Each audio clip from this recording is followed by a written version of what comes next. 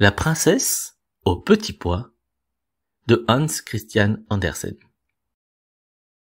Il y avait une fois un prince qui voulait épouser une princesse, mais elle devait être une vraie princesse.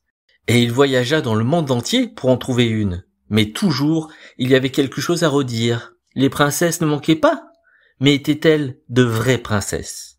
Il ne pouvait s'en assurer tout à fait. Toujours, il y avait quelque chose qui n'était pas comme il fallait. Et il rentra chez lui tout chagrin, car il aurait voulu épouser une véritable princesse. Un soir, on eut un temps affreux. Éclairs, tonnerre, pluie à torrents. C'était effrayant. On frappa à la porte de la ville, et le vieux roi alla ouvrir.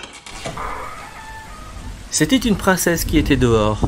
Mais Dieu, de quoi avait-elle l'air, avec cette pluie et ce vilain temps? L'eau lui coulait dans les cheveux et sur ses vêtements, elle lui entrait dans le nez et dans les souliers, et sortait par les talons. Et elle dit qu'elle était une véritable princesse.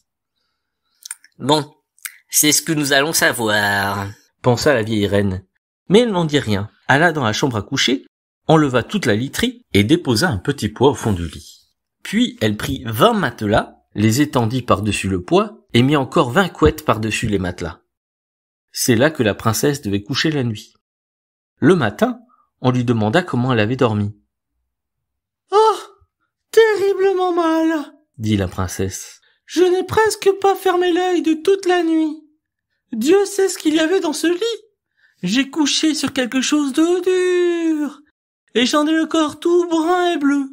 C'est terrible. » Alors, on put voir que c'était une vraie princesse, puisqu'elle avait senti le petit pot à travers les 20 matelas et les 20 couettes de plumes. Seule une vraie princesse pouvait être aussi Seule une vraie princesse pouvait avoir la peau si délicate.